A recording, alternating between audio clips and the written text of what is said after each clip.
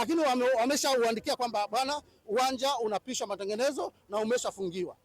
Kafu wamekuja mara 2 mara 3, kila siku ni mchongo. Hapana, hii mama ulisikie au husika usikie kwamba kitu kinachoendelea sio maboresho, bali kuna janja zinachezwa.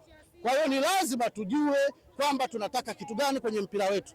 Hatuwezi kuwa na most valuable player kwenye klabu zinafanya vizuri, lakini miundombinu yetu ikawa mibovu, mipira ikawa mibovu. Tumepata wawekezaji wazuri wanaonyungulisha. Kwa mfano huyu Azam anautangaza mpira wetu kwenye viwango vikubwa, anajitahidi kununua mpaka channel za nje kwa ajili ya mpira, tuone La Liga wapi ili waone kuna combination gani huko wanapopata sifa kwamba bwana, ligi yetu La Liga inaonyeshwa kwenye kingamuzi hiki. Lakini je, huyu anatoka wapi na amezamini timu ngapi na ana nini?